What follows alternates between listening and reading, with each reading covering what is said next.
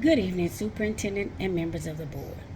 Thank you for allowing me the opportunity to present my action plan for addressing the challenges impacting our school renovation project.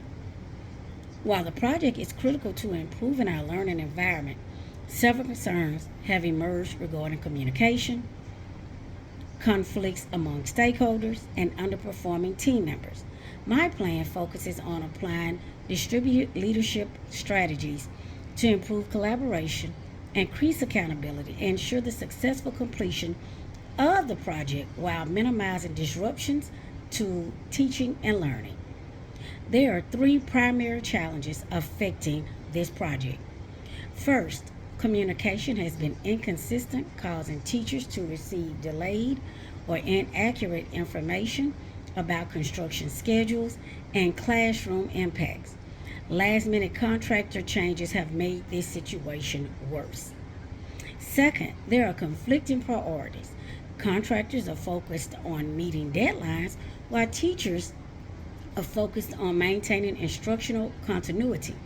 Frequent disruptions and classroom relocations have created frustration and affected instruction.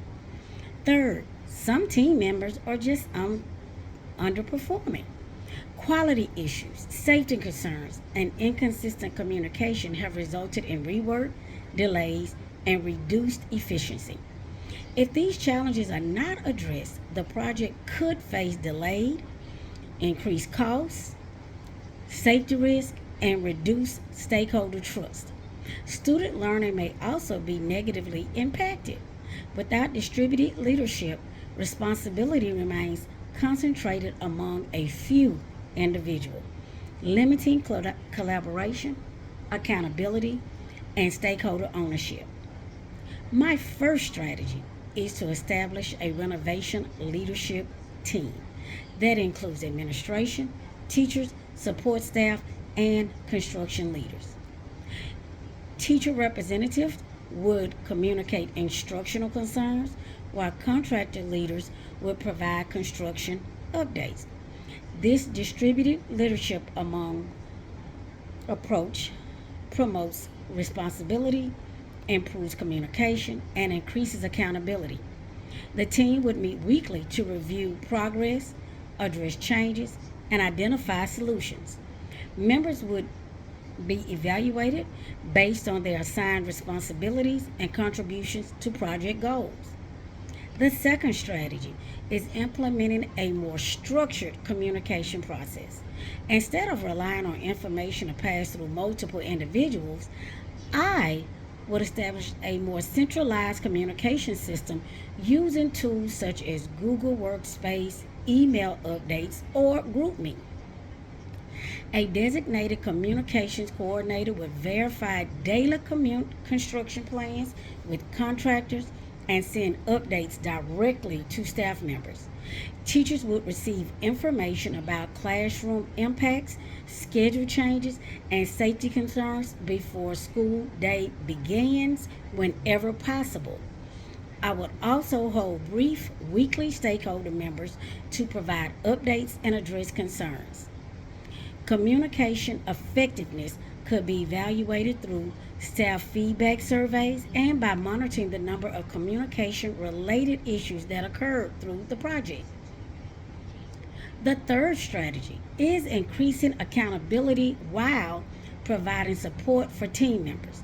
Clear expectations would be established for contractors, support staff, and administrators with regular inspections and daily safety checks to ensure quality work and a safe environment.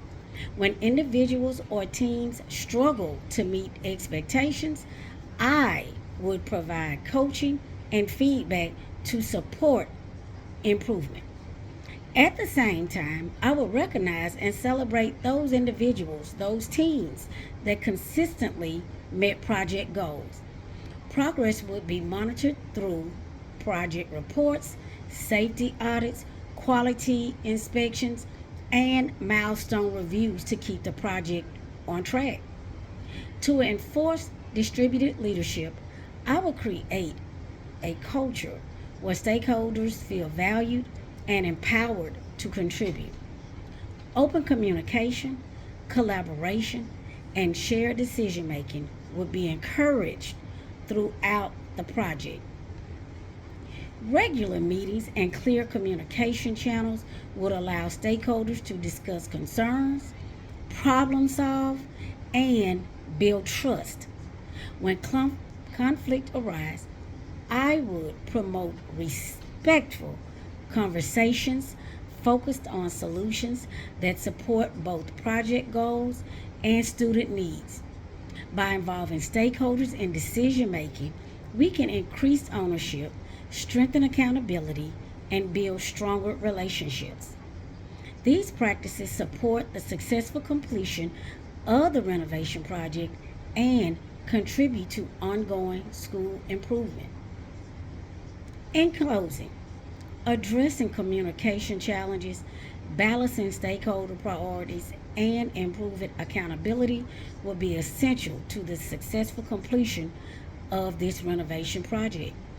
Through distributed leadership, structured communication systems, and ongoing performance monitoring, we can strengthen collaboration, support school improvement, and ensure the project remains focused on what matters most, providing student and staff with a safe, effective, and engaging learning environment.